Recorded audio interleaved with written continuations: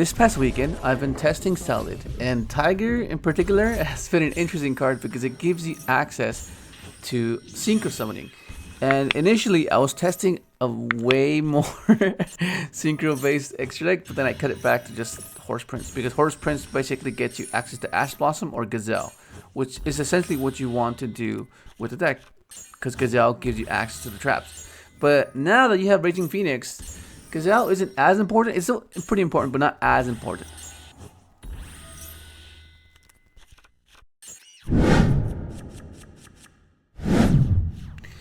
I was going up against this matchup quite often, and what I've noticed is that Ash is pretty important. It's quite crucial, and it takes full advantage of this combo because you can get access to Ash early on, and then if you can draw a Droll to pair with the Ash, it's even better because you just Droll when they search, and then you just Ash the Brandon Fusion, which is pretty huge.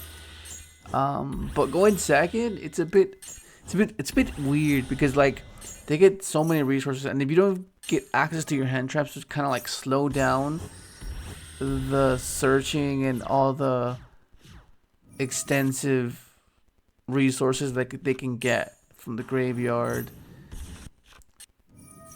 on your turn, it can be a bit overwhelming. Because like a full solid hand, like it's cool, but like they can kind of overwhelm you. So you need to get access to that non-engine as often as you can. So that's why it's the good thing about this deck. You can play so much non-engine. You can play like I'm on 15 non-engine, which is pretty huge. That's not something I'm used to when considering Synchron, because it's you don't get the chance, or you can't afford to have all those slots be taken up by that. They have to be more engine than not. And it's a bit weird because I keep forgetting that these illusion cards can't be triple battle. So that's something that you have to keep in mind because it will come up, and it does come up right now, which is pretty funny. Because I was like, oh, I can't OTK. You just can't OTK.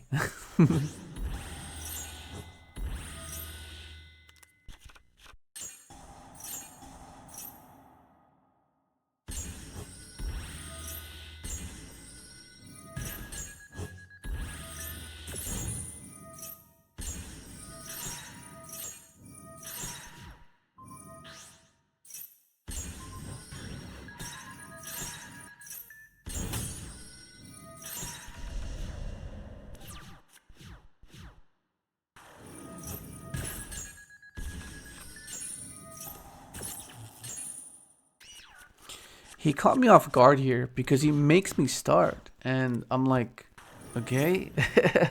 I mean, is he expecting like a super poly play where you can just fuse away multiple of my Cyber's monsters? But like, you typically don't end on more than just Raging Phoenix. You just recur everything back with Wolf and search with Raging Phoenix towards the end, and then just set your traps and pass, and then you just have all these resources for the follow-up, because it's just meant to establish and set up your graveyard to control the game state with just hand traps, and the traps themselves. So yeah, he caught me off guard. I was like, what? And then he's playing Runic as well. I was like, oh, right, yeah, this is a thing. It's pretty cool. Imperm and pop 4, popping 4. It's just so hard to play around sometimes. Like, what? How do you play around at pot 4? Like, it's just wild. It's pretty crazy.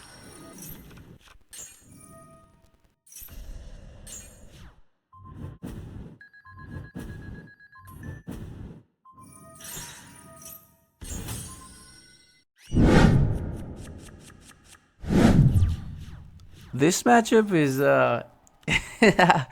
is interesting because I've played Blackwings in the past, so I have a pretty insightful idea of what they are capable of.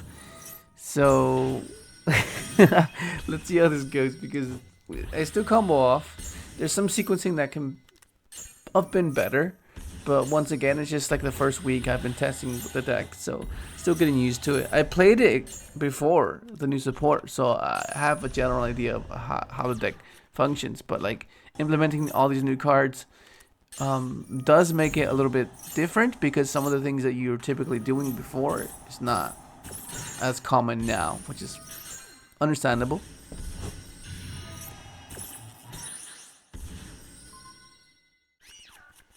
So game 2, I'm expecting to go second. And I'm counting on my blowout card, like evenly mats. Not so much Lightning Storm because he can protect his cards, assuming he has access to the new Feather Whirlwind. And considering that Full Armor Master is quite the card, is unaffected, so I have to run it over. And the only way I can do that is if I either have a pumped up Raging Phoenix or I can run it over with access code. But like, if he has Chinook, then I might be in trouble. But luckily I draw into Imperm and evenly matched. So I'm not sure at this point if he's going to end on Hot Red.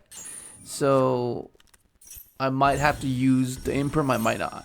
But the fact that I have access to it right now, it's quite convenient because he ends up making Hot Red. And it's pretty good. So I draw, that's a bit late.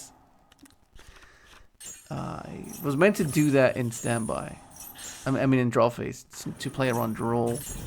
He Chinooks my guy, pops my guy. I'm forced to pass, but I feel like I think it should be okay. He's on 2 cards, unless he draws into Sudri, but he doesn't. He just attacks. So like, oh my god, I draw another draw. I'm like, oh goodness, this is not good. He just has some passive attacks. I'm hoping for a solid card here. I draw another Ash. Ash is pretty good, but just it's not gonna cut it right here. And then this is interesting. I don't see why he tributed the Chinook. I would have just kept it in hand, but I guess he was just trying to go for game as fast as possible. But yeah, I don't know. But this is our Full Armor Master is insane. This effect is wild. So game 3, I know I'm going first. I open up Circle, Fire, Sunny Mining. I could have easily gone Circle and draw phase, but I usually want to save Circle for Nibiru because what happens most of the time is they'll wait like towards the end of your combo to ensure that they just Nibiru you and you don't have no more extension. Because the moment you set all your stuff, they just Nibiru you, right? But if you save the Circle for that, because I had enough searchers to get my board set up anyways, the Circle will just like a bonus, you know. It's like, okay, it's just an extender, but I wanted to save it for when I go Radiant Phoenix, Relink, Search, and then set my traps, pass, and then when I go end of main phase, then you just chain Circle, you know, and then you're fine. But he had the Kaiju anyway, so it didn't even matter. Yeah, but yeah, it's fortunate. He evenly to me. I'm like, oh my goodness, I have draw. Hopefully, he gets me there. He has double Whirlwind. Can you imagine if this resolved? Oh my goodness, that'd be wild. Because then he would have gone for, yeah, he would have gone for Nathong, and then just straight up just overwhelmed me. But draw just came in clutch and it just saved me. And when I see this hand, I'm like, oh, it's just amazing. It's just so good. Because the good thing about Tiger is that one of the issues in the past was like you didn't have enough discard outlets. It's not just through signing money, but just like solid cards themselves. Like Foxy did it, but like there's times where you just want to discard the Falco, discard the Jaguar, and now that you can start off with Tiger, it's pretty nice. And I just try to pick his board apart, and just and it's basically over.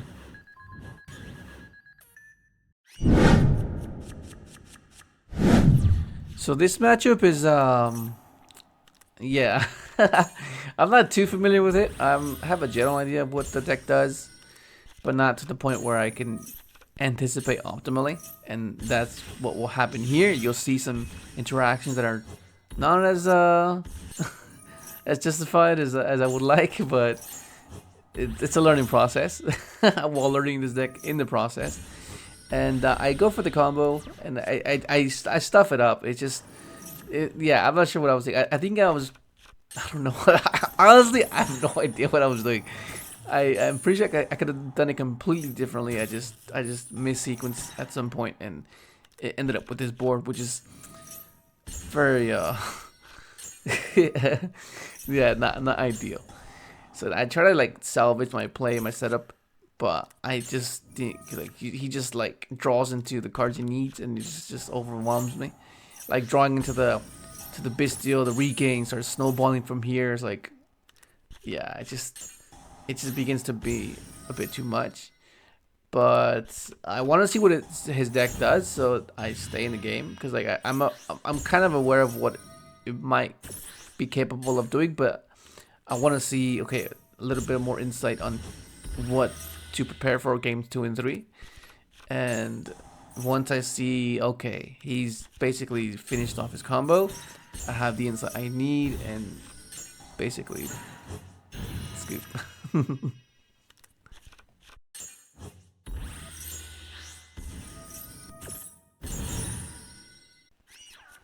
So we start off game 2 with a pretty typical solid hand. Circle, Salamangreat, and a solid. You typically don't use Foxy effect, but I'm a big fan of using the effect quite often, quite frequently, because it gives you access to just maybe getting a circle, getting a fire, getting a will. You know, it just helps you get enough resources, because like you could like save the Foxy to pitch for the Foxy and then help you climb into Raging Phoenix. But I kind of wanted to dig for a solid card so I can have Salamangreat alive, so I can save the circle for a Nibiru line. And that's exactly what happened. He had Nibiru. And this is the perfect example of what I was referring to, how saving the circle for the Nibiru, because that's how the deck mainly loses majority of the time. It shuts off all your traps. You know, like you're kind of left defenseless, and if you don't have rage with like Falco access to be able to recur your trap or recur your circle with the Falco grave effect, then it's a bit troublesome, because it's kind of hard to regain control or tempo control, unless you have like a bunch of hand traps, and it's fine. But for the most part, you kind of want to utilize that other effective circle a bit more, because it just helps. It just helps you just stay in the game. And he Nibiru's me again. I'm like, oh my god, how many Nibirus am I gonna go through, bro? Nice rock collection.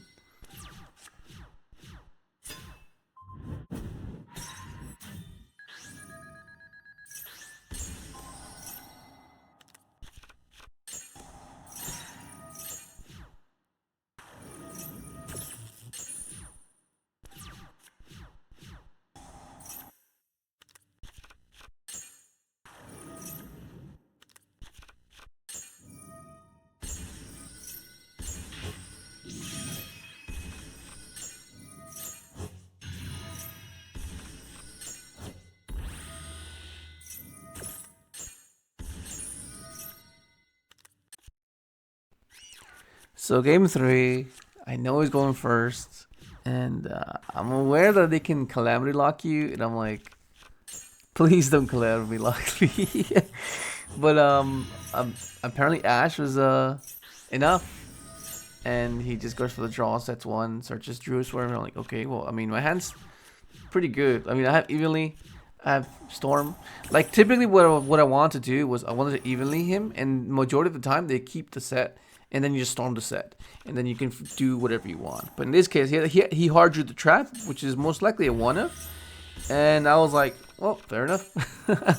So I just try to combo off. I'm like, if he has Nibiru, I'm pretty cooked. But I wasted my battle phase, and he has 2 resources on board that I'm not sure what he's capable of doing with them exactly, but it's resources that he can utilize, and I need to make sure that I can survive. So I just go for the big play, which is the Raging Phoenix line, get access to both my traps, and I pop here because I didn't want to let him go for the an Excel Stardust Dragon line, because then that means he gets into Baron, and then the moment I activate Rage, you just chain it. Assuming he's on Stardust, but like didn't want to risk it. So then yeah.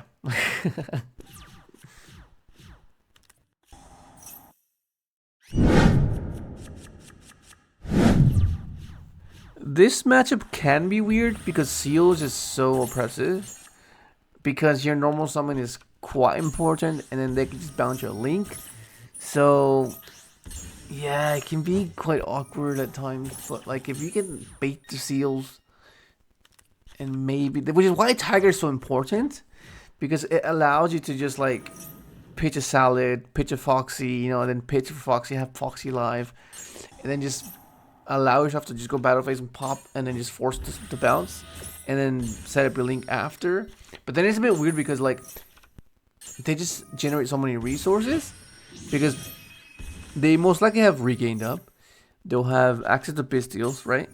And if they have access to, what's the guy, Baldrake, it makes him way more weird because it's really hard to play around the Druids, the branded beast send, because like Druid sends, it doesn't destroy, so you can Banelings protect, so it can be a bit weird. So you try to simplify it as much as you can, and just hope for the best, because it can be a bit of a struggle going second, which is why you rely a lot on your hand traps, on your board breakers, you know. But Evenly's in an awkward position, because I feel like the battle phase is quite important for Solid, because they just want to OTK you, you know, like you just slow down the game and then KS next turn, you know, just OTK. But Evenly it doesn't allow that for that, so it's a bit weird. Because I mean, I'm still testing it.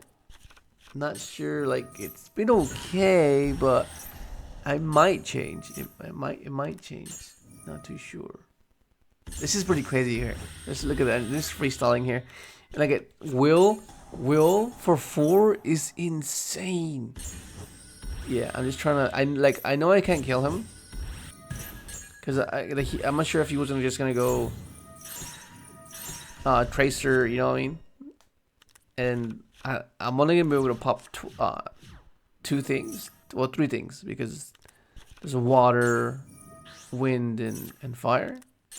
But I don't know. I felt like it was enough. That's something you'll contemplate quite a bit, whether you can OTK or set up. And yeah. Get ready for game 3, and the guy bricks.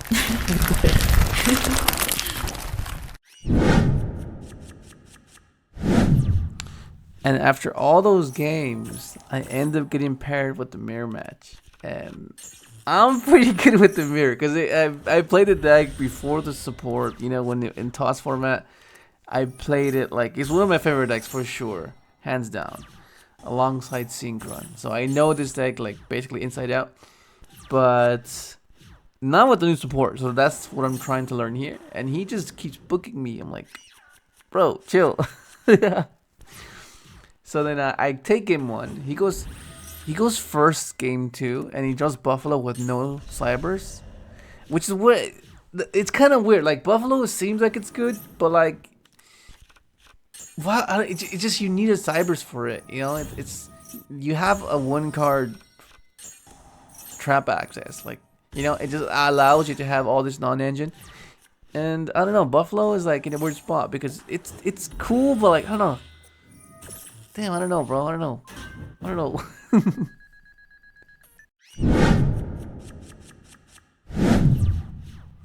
So this is one of those matchups that it can go in your favor, because we have that combo now where we can get access to Ash. Because Ash on Branded Fusion, and if you draw, especially if you draw Droll, these two together against this matchup is insane. And this is the cool thing about this, because you have so many ways to like bait your opponent. And like you just make him minus, like you're gonna draw 2 anyways. Like you basically didn't lose anything. Like he negated Stalio, so that means you're not locked. You can go into Heat Soul, right? It's pretty nice. And you just draw into a bunch of non-engine. It's wild. But it can go the other way. But to be fair, I drew all of my 1-ups. Like, come on, the likelihood of that happening is not. It's not meant to happen, but like it happened now. I'm only on 1 of each trap. I'm on 1 will. So I guess, you know, that could have easily been something else, preferably if it was up to me. But it's not. It's just RNG, the variance of the deck, of course. But nonetheless, this is what I was referring to. How you can get overwhelmed. I drew the Ash kind of late, but nonetheless, I drew it. And at this point, I'm pretty sure I lost. I'm trying to see what I can do, and there's just no way because I know he has chimera. I need to get to a Balings in the graveyard, and it's just not gonna happen. He just pops everything, and I just scoop. So game 3, I'm aware of them having zero poly, so I'm trying to avoid that. Make sure that I only end on Raging Phoenix. But the thing about that is that you lose to a single kaiju, so if you have your trap set up, you're just gonna be left defenseless. So I'm trying to go for the combo where I can get access to the Ash, and he ends up imperming my Stallion. I'm like, okay, that's fine, I guess. So where can we go from here? So I want to draw into more cards, which is the good thing about Weasel. It allows for that to happen, gets you that upstart, and I draw into the Ash, and I draw the 2 cards that can help against this matchup. You need to draw Drool and Ash. Like, Drool and Ash versus Brandon Chimera is insane. Just too good. I get to my trap. He ends up imprinting my trap, but I have the 2 cards I actually wanted anyways, They just let them resolve, imprint this. I kind of assumed he had this, but I felt like even if he does chain it, I draw, and then I can ask the BF, and that should be fine. And right here, I missed sequence here. I forgot to make a Baylings before I just linked away the Jaguar, and that was just a misplay on my part. It was just there's nothing clever about it. I just made a misplay, and yeah, I just not to say, but I go for the will play, and I'm just gonna go for the OTK, and that's all she wrote.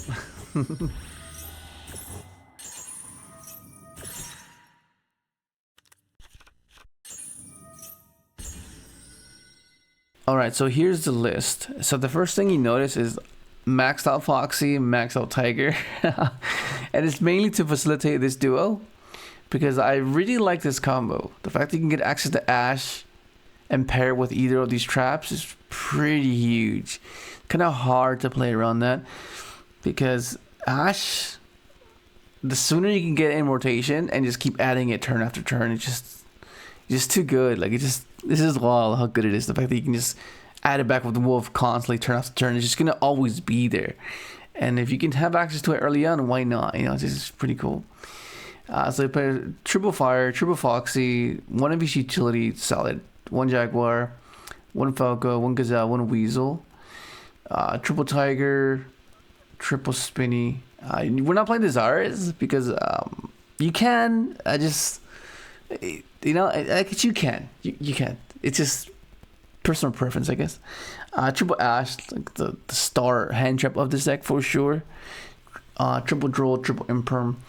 Bell, you can change this. I was just testing it to see how it went, and it did okay. These were initially Veilers, but you can change it. Like, you can put more books if you want. You can put triple Eclipse, triple Book of Moon. It's not the worst. Then you have triple Circle, double Minding. You could play it at 3, but I just didn't want to solely rely on this for consistency. You know what I mean? Like, the only time this is great is if you pair it with like a solid or a trap, because you can get these back, and you know they're recurable. But like, if you have this in like hand traps or non-engine, it's like the worst, because then if you get ashed on this, it's like, oh my goodness, you just hard minus, but you still want it there. You just a slight consistency boost. It's pretty significant, and I can appreciate it. It's fine. But yeah, that's basically it. It's pretty good. And then this extra deck, it was different at first. I was playing more Fire Synchro. I was playing Black Rose. I was playing Crimson Blader. I was playing this guy. I was playing Baron. But then I was like, oh yeah, nah, I missed this guy. The fact that you can easily just OTK the following turn. So I was like, let me just keep the Synchro aspect, but just the important one, which is the main one, this one. The other ones were cool, but like, yeah, let's just go with this. Let's just go update, access code, OTK. it was just so free, why not do that? But the only extra slot that I felt like was a bit, I feel like I can cut was Heat Leo. But it just comes up so much that it's like, oh my god, you just contemplate it, because the fact that you can go climb into him, spin a back row. If they try to destroy you, protect it with Baylings, and you just climb into access code and then pop the rest, or just climb into a Phoenix. You know what I mean? But something that's been coming up is the untargetable access code. And you could only do that with transcode. So I might cut that for transcode, but I don't know, because like it does come up where I need that extra attribute to pop another card, you know, because I can only pop 3 most of the time, and having an extra pop is pretty significant. So this might turn into a transcode, but it's okay for now. But this is just one of the variants I've been testing, and I've been liking it a lot. Just having this plays is pretty good. I like this, just constant pressure, just being resilient and getting to the gazelle, you know. Because if you make him choose on whether they stop the gazelle or they stop the raging phoenix, you're gonna get your trap no matter what, you know. And these two help that. The side deck is subjective. You can change the side deck however you see fit, but this is the most generic one I felt. But like, I'm not too sure about this. I'll just keep testing it. But for the most part, I'm liking the deck. I'm liking the new cards for sure. And that's basically gonna be it. Hopefully you enjoyed the video. Let's subscribe if you haven't, and thanks for watching.